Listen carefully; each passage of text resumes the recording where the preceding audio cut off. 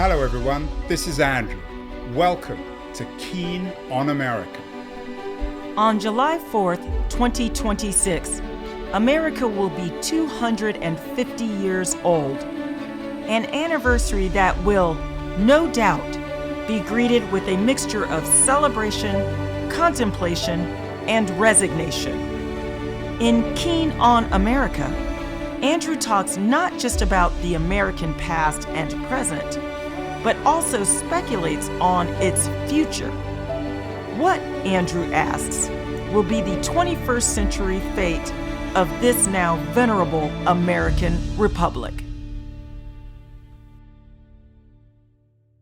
Hello, everybody. It's Wednesday, the 2nd of July, 2025, 2 days before Independence Day, July the 4th, which celebrates something that most Americans are pretty pleased about. But we are reversing things today. We are talking about an event, a more recent event than Independence Day, that Americans aren't so pleased about. In fact, one of the darkest days in American history, the assassination of John F. Kennedy on November the 22nd, 1963. But we're not doing a history show. We're doing a show about a novel, a new novel by my guest, Terrence McCauley. It's called The Twilight Town, a Dallas 63 novel, and I'm thrilled that Terrence McCauley, who's a best-selling writer, westerns and other suspense novels, is joining us. Terrence, happy July 4th in a couple of days. Thank you very much, and thank you for having me on the show. So would you agree, Terrence, that we could contrast Independence Day, July 4th, 1776, with the assassination of JFK on November the 22nd, 1963, one very bright day, one very dark day? Yep, I certainly would. Unfortunately, I think the people who are responsible for what happened on November 22nd might not agree with me, but I definitely would say it was one of the darkest days in our country's history. People responsible. Are you suggesting, Terrence, a degree of conspiracy, a murder most foul? I would. I've looked into it an awful lot. I've been looking into it for quite a long time, even before I ever thought I was going to write a novel about it, much less a trilogy like this one is. So I've looked into it, and I've seen that there's just too many outstanding questions to think that one person had done it all on their own. And it has nothing to do with a nobody like an Oswald killing a somebody like a president. It's more to do with the secondary characters who were affiliated with Oswald and what they had done with their lives before and after the event. There was one person on the Warren Commission, or one of the investigations, that said the fingerprints of intelligence is all over this guy. And there's just too many coincidences there to ignore, in my opinion. You note that your book, it's out in a couple of weeks, is a trilogy. You have another book, Chicago 63. Is this the second in a trilogy? Actually, Chicago 63 was born from my first draft of The Twilight Town. I had written an awful lot of The Twilight Town first before I started pitching it, because I knew it was a complex story and I wanted to get it as tight as I possibly could. In the course of writing that novel, I realized that I had a lot of information on other plots before November 22nd, but I couldn't include them in the book because they just disappear after the date that they were supposed to happen. But I loved the stories. I thought that they were interesting enough to tell. So I included the Chicago plot, which was a more ornate plot than the one in Miami. And I took it from The Twilight Town and I separated it out into its own novella. And that's what Chicago 63 became. So there's Chicago 63, there's Miami 63, and there's Dallas 63. That's right. I didn't write Miami 63. It is mentioned in The Twilight Town, but Chicago 63 is, for all intents and purposes, a prequel. There is, of course, Terrence, you don't need me to tell you this, a library of books about the assassination of Jack Kennedy in Dealey Plaza in Dallas. Mm-hmm. So two questions on this. Why not just, if you're convinced, or you at least believe that there was some sort of conspiracy, why not write a history book? And what original contribution do you have? So much has been said on this. Sure. So much has been said, and so much of it has been said in a lot of different areas and in a lot of different books. Very few of them, except for those that are probably going to be published in the very near future, bring together a lot of the information that's been disclosed over the last 5 to 10 years.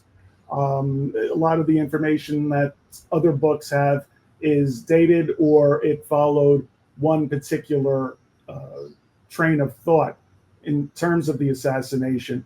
Since I'm a novelist, I wanted to be able to tell that same story with the relevant information in the form of a novel, in the fiction universe, because anything that is nonfiction is held to a much higher standard of original sources, citing information, citing sources, things like that.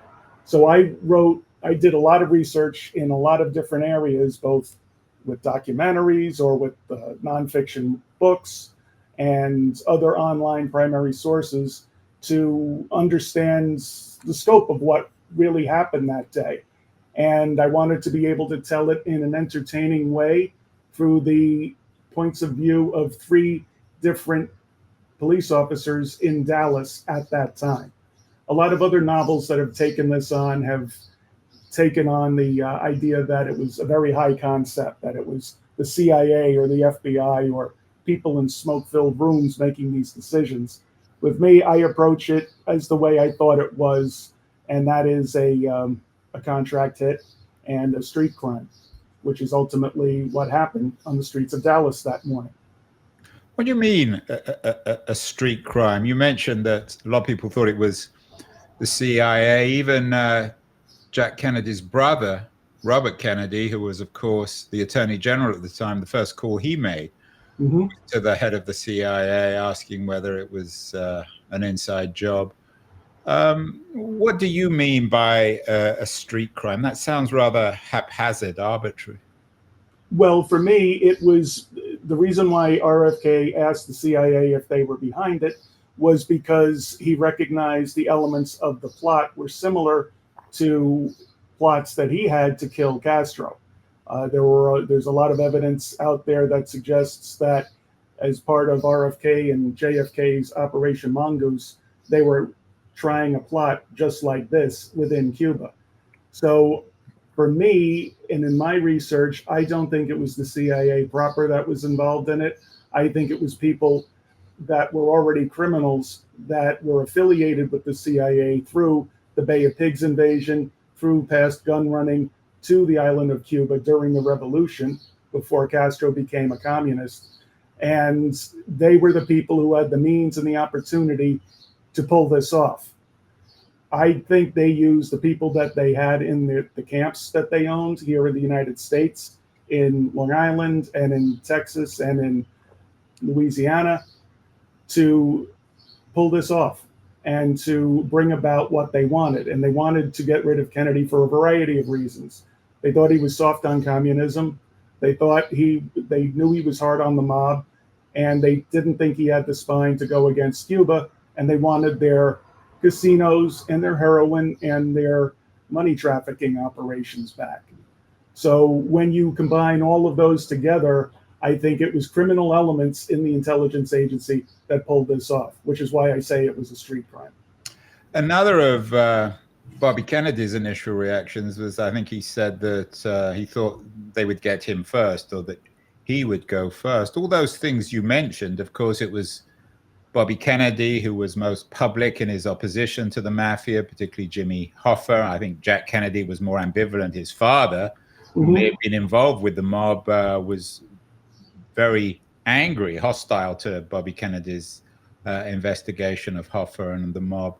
Why wouldn't they go after Bobby rather than Jack? Bobby was also much more involved in the plots to kill Castro. He was, of course, much more conspiratorial, had more time to focus on that conspiratorial element, whereas Jack Kennedy was just, I wouldn't say just the president, but he was a little bit more detached from what you call this the street crime elements, if that is in fact true of what you're arguing.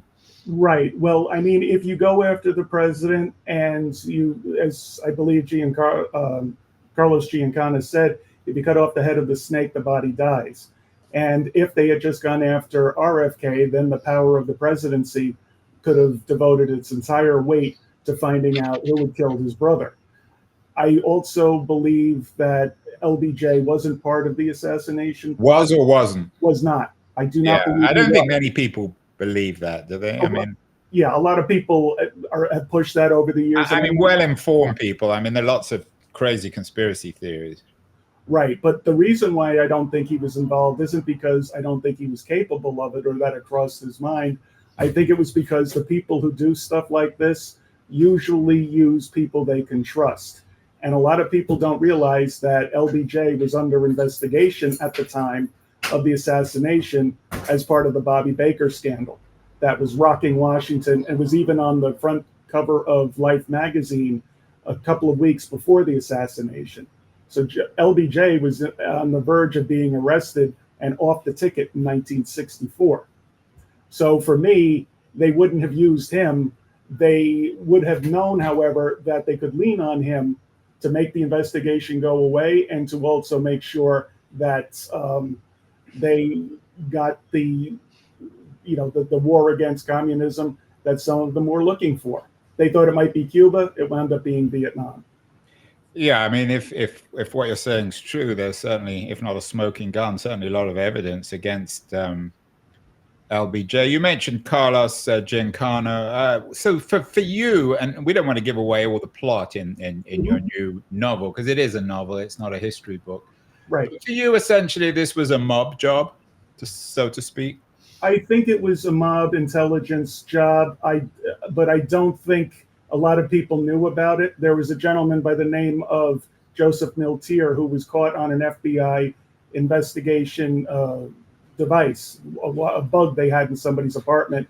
And he said that the only way something like this could work is if it was a very small operation and not a lot of people knew about it. I think that's exactly what the case was here. And I think Miltier knew a lot about it, and he died soon after the assassination under some mysterious circumstances.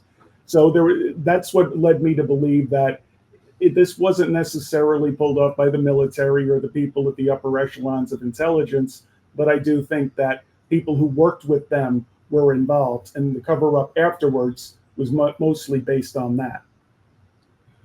What about J. Edgar Hoover, who, of course, seemed to know everything and everyone, kept voluminous reports on people, on their private lives? How much, in your view, did he know? I think he knew an awful lot after the fact. And if you listen to some of the tapes that were made when LBJ became president in the days after the assassination, they talked about Oswald being in Mexico, and LBJ, who knew that these conversations were being recorded, said, "We can't put Oswald in Mexico. We can't prove that was him."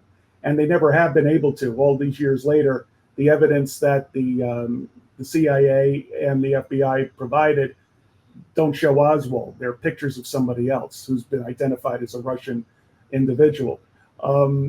So for me, I think Hoover understood more than he was letting on. I don't think he knew about it ahead of time. I do think they knew about Oswald ahead of time, and they didn't think he was a threat. And I think that's where the cover-up happened. Where they do you think if bit of a leading question, I guess, Terrence, but if Hoover had known beforehand, would he have done anything? I think he would have, because if you look at Hoover's background, he came up through the ranks at a time when the country was being rocked by a growing communist element in the early 1900s, especially before World War I. There were communist attacks on centers of commerce in Boston and in other places. I think there were a couple of them in Manhattan. So for him, the big fear wasn't the mafia. It was always communism infiltrating the United States.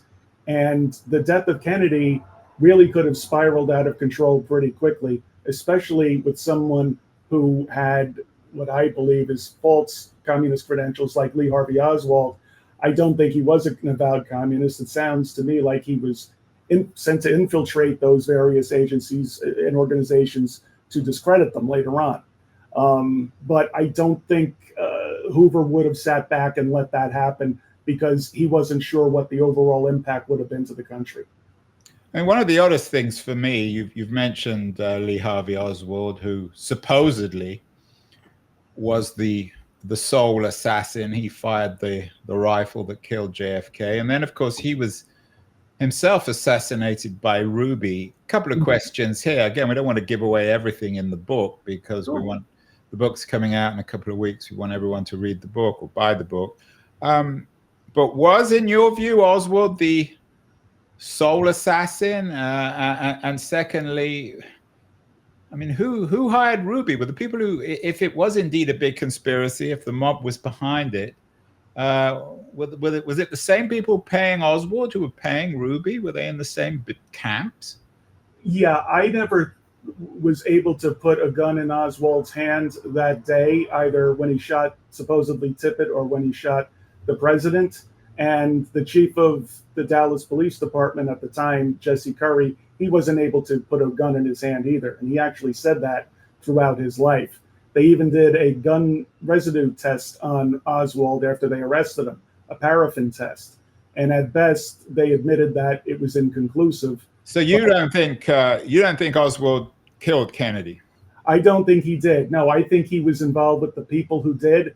I think that he was probably the person who FBI records say was named Lee, who tipped them off to the Chicago plot and then later on the Miami plot. But I do not think, I have it in the book, I say that he figured they weren't going to try anything in Dallas. And because they had already been almost caught twice, so they were going to wait until 64 if they did anything at all. So no, I don't think he was involved in it, because if he had been, I think he would have done a better job. You don't think Oswald was involved in it? I don't think he pulled the trigger, no. What was he doing there? Who was paying him? He worked there, and he got a job there by the people who were his family was staying with, the Paynes.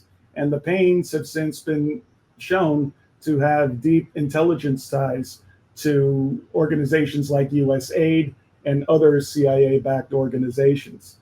So that's stuff that did not necessarily come out back when they filmed, for example, The Men Who Killed Kennedy, but it has come out in the last 10 to 15 years. And then what about Ruby then? Who was he working for? Well, under my theory, Ruby was tied in with the Carlos Marcello crowd, and he was definitely a part of Marcello's operation. So under my thesis, it's the same people who owned the camps that trained the Cubans. Those camps were, the land they were on were owned by mafia types like Carlos Marcello. So I think Ruby was in that world. He was suspected of running guns to Cuba during the revolution. And there's no reason why the Bay of Pigs invasion trainees from America had to get their guns someplace. It didn't come from the CIA. It came from the mafia. And that is where I think Ruby got his orders from, to silence Oswald so he wouldn't talk about all of the different things he knew. One of the things about John F. Kennedy was his presidency was pretty glamorous. I mean, now we can look back and we can see a lot of that glamour was manufactured, but Camelot really existed. In your narrative, Terrence, it's a it sounds like a rather shabby thing. People, criminals, psychopaths, losers like Oswald and Ruby being paid by the mob to kill this man. Was it an appropriate end to Camelot? Did JFK, was there something sort of incongruous between the assassination and the JFK presidency? Oh, God, yeah. I mean, it was definitely a candidacy and a presidency that was made for the television generation. It was a very media forward administration, and they understood what Kennedy's power was when he was in front of a camera and in front of an audience too. He had a natural charisma. He had a vision of what he wanted for the country, and it was also a very deliberate administration. If you'll notice, they didn't, and if you look back at it, you'll see that they weren't hair trigger people. They put a lot of thought into what they wanted to do. To use a term, hair trigger. Right, isn't it? Yeah, especially given the subject we're talking about. But they were a very deliberate administration, and they took their time. And when they moved with purpose, and they were effective. But his administration also was fraught with a lot of controversy and a lot of upheaval in 3.5 years. You had, in the beginning, you had the Bay of Pigs invasion, which failed and embarrassed the country. That wasn't his fault. That a lot of that was Eisenhower, because the planning happened under Eisenhower. Then you had the Cuban Missile Crisis that happened afterwards, where a lot of people in the country thought he was weak on communism, and he blinked. I don't think he did, but we did move our missiles out of Turkey, so take that as you will. A lot of people didn't know that at the time. We do now. There were also a lot of unrest on college campuses because of integration, and they were pulling down the segregational practices of the South. So that was part of the reason why he was assassinated also. A lot of the people who were fearful of the communists were also fearful of segregationists and the anti-segregationists, those who wanted integration. They thought it would bring about the ruin of the country. They were wrong, of course, but that was their motivation, in my opinion. This research, it sounds to me like, and you're not unusual here, as a degree of obsession that you have for this event, this defining event of the last part of the second half of the 20th century. Mm-hmm. How does it alter how you think of yourself as an American? How should we be thinking of ourselves as Americans this 4th of July? I don't want to so much talk about Trump and contemporary America. That's another story and maybe another show or another series of books. But sure. What is this dark and very dirty event tell us about America? Or is it just a haphazard event that could have happened anywhere? I think it was a perfect confluence of events and people who had the motivation and means to enforce their will. I don't think it was a lot of people. I think it was maybe 10 or 20 at the most who knew all the details, and much fewer than that who knew exactly what was going to happen and when. I think that America isn't any different than any other superpower that we've seen throughout history, going back to Egypt and all the way up to now. I think the European and Eastern superpowers certainly had their conflicts, and they had their dark histories, dark elements of when they fell short. But I think those who are in power, whether it's Americans or the British or the Russians in their part of the world, they do anything they can to hold on to it, because they obviously feel that their worldview is the right one. And there's got to be something to it because they're in charge at the time. But for me, I don't think that is a uniquely American ideal. I think what makes America unique is that we think we can do it better than anybody else has, that we're going to be different. And I think history has proven that when we do try regime change, it doesn't always work out well for us. We're pretty good at liberating people, but then when it comes to actually running something, it's better to turn over the keys to somebody else, usually somebody local. We haven't done that very often. There are many conspiracy theories about this. Perhaps the best known is the Oliver Stone movie, JFK. One of the things that often occurs to me, Terrence, is that, and we've done some shows on the mafia, the American mafia, is if indeed there were 10, as you suggest, 10 or 20 people involved in this scheme, wouldn't eventually it have come out on their deathbed? Wouldn't one of these, and I'm guessing they were all men, wouldn't one of these men have boasted about what they achieved? A few of them did, and a few of them were ready to come forward and go on the record and say that, and they ultimately wound up dying pretty quickly. They didn't die of old age. There was one person I suggest everybody take a look at, and he certainly, the research into him made me think that there was a novel here. A gentleman by the name of George de Mohrenschildt. He was born in Russia. He worked both sides during World War II, and then he was involved in intelligence when he relocated here to the United States. And he worked for the oil industry as a geologist, but then he happened to go to a bunch of different places where revolutions would happen. And I think he was involved in the planning for the Second Bay of Pigs invasion. That didn't happen. And, you take a look at him and you see the scope of the people who were involved in this, in my view. You can't look at him. He was also the person who wound up introducing Oswald to the white Russian community in Dallas. Now, this was a very important individual, very cultured, worldly. And why would he latch on to, of all people, the guy who ultimately wound up killing the president of the United States? What qualities, Terrence, does a novelist bring to this? Bob Dylan's Murder Most Foul song from 2020 is, in my view at least, a masterpiece. He wrote, "The day they blew out the brains of the king, thousands were watching, no one saw a thing. It happened so quickly, so quick by surprise, right there in front of everyone's eyes.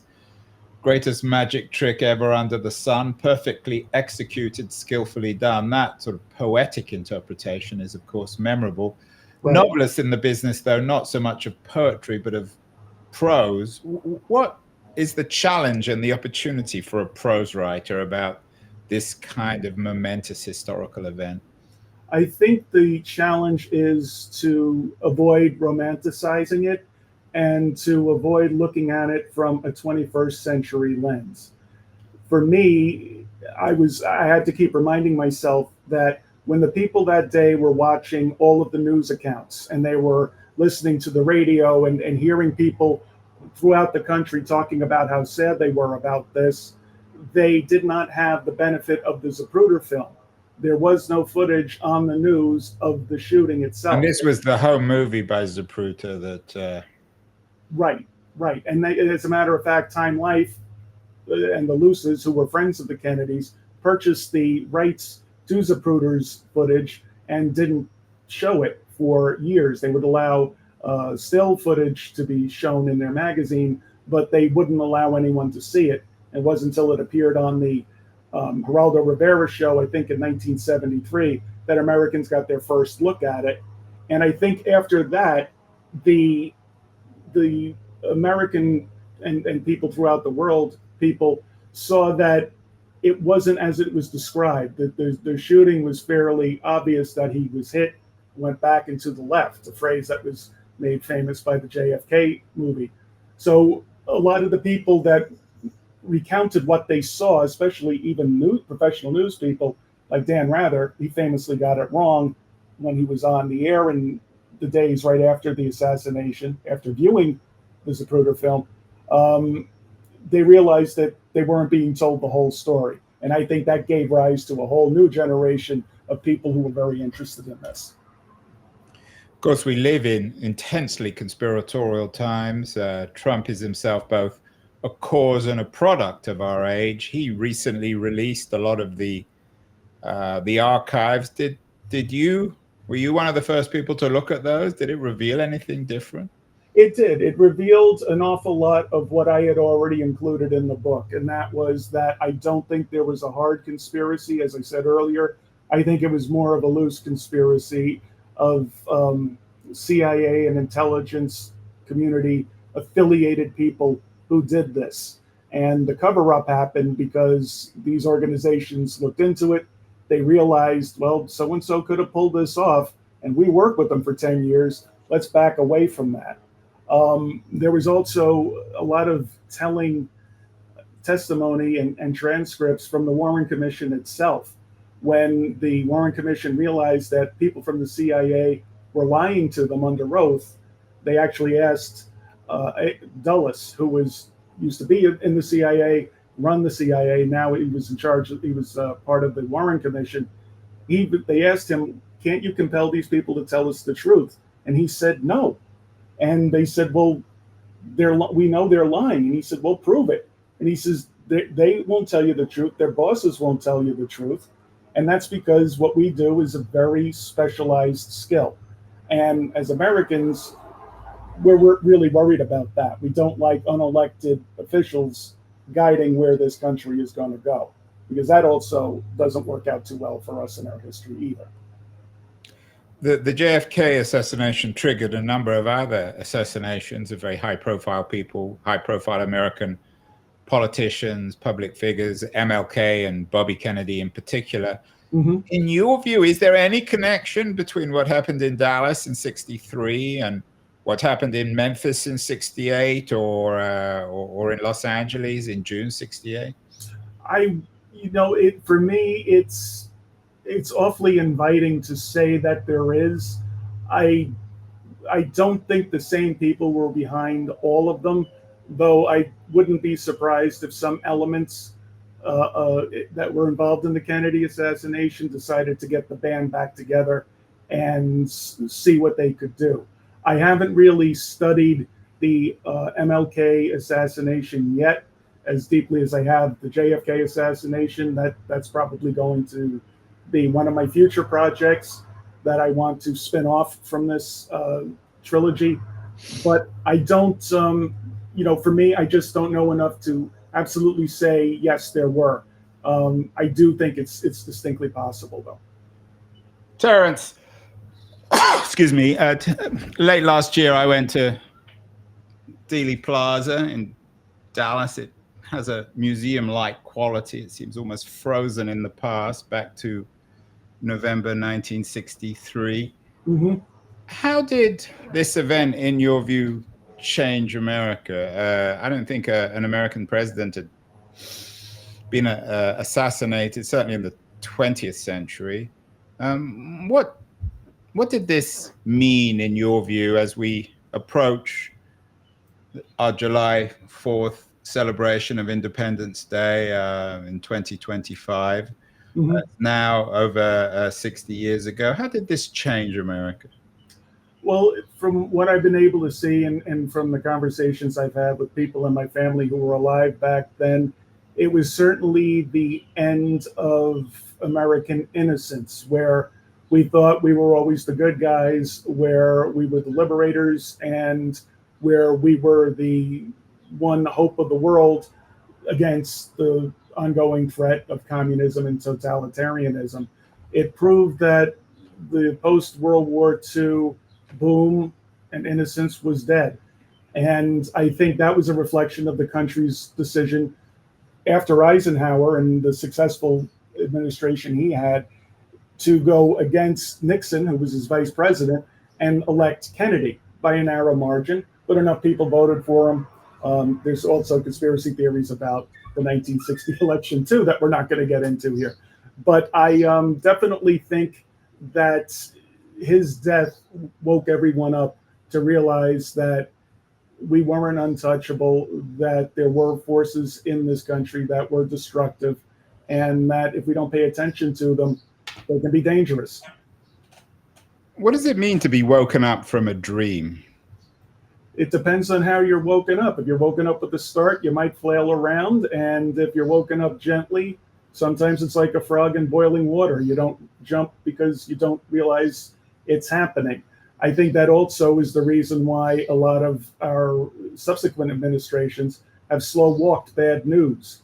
And they figured, well, if we just give it enough time, people forget about it, or it'll take the sting out of it if it comes out 3 years later. I think that's the reason why Watergate blew up into what it was. And it wasn't necessarily the break-in itself. It was the cover-up where a lot of the crimes took place. So is the death, you talk about the death of innocence in America. Is that for you then the death of the American dream, whatever that means? I think it was certainly a reinvention of the American dream. I think that we're fortunate enough to have that American dream take on a new entity and a new vision with every new group of people that fight so hard to come here. And I think that was certainly true back then, of different cultures and people from all around the world coming here, becoming American citizens, working for the American dream, and bringing a piece of where they came from with them while contributing to the overall greater good. I don't think we've seen that as much in recent years. I think there's been a lot more of, instead of a melting pot, it's more like fondue, where we all enjoy the same technological advances, but we hold back a little bit of our own cultures, unfortunately, from each other. And I don't think that's necessarily healthy. But I think back then, the American dream certainly got renewed, and it was the death of one part of it, but I don't think it died entirely at all. Well, finally, isn't that the ultimate irony, is that the American dream is about agency? What you write about in your book and so many other books about what happened in Dallas reflects a degree of agency. How did it happen? Who was determining it? Who held the gun? Who shot the gun? Who was paying the shooters? Who the shooters were? Who they weren't? So in an odd kind of way, in a chilling, dark way, the JFK murder was a manifestation of supreme agency. It certainly was, yes. And Americans up until that time, and certainly film fans can attest to this, the appeal of film noir throughout the 50s and 40s and somewhat into the 60s was different. I mean, it definitely allowed a lens into the darker elements of the human condition, but we were able to see it on the screen. We were able to see it at a distance. And with this assassination, it was brought directly into our homes for the first time, through television reports, through radio reports, and now it's lived on in terms of documentaries and books and countless articles that have been written about it. So it was definitely, I think it was a wake-up call for the country to realize that none of us are untouchable, and that we probably never were. And that was certainly something that was punctuated by the resulting horrors that happened in Vietnam soon after. Wise words from Terrence McCauley, the author of an upcoming novel, The Twilight Town, a Dallas 63 novel, of course, about JFK's assassination. What are you going to be doing in a couple of days, Terrence? I hope you're going to manifest agency. You're not just going to wander around, are you? No, I'm going to manifest the hell out of some hot dogs and hamburgers and maybe catch some fireworks as well. It's, we're not a perfect country, but I love it. And I think that at its best, it can stand for the best in humanity. And I think that's always something worth celebrating, not necessarily where we are right now, but where we can hopefully be if we work together. Happy Independence Day, Terrence. Best of luck with the new book. Fascinating conversation. Thank you so much. Thank you, my friend. Talk to you soon.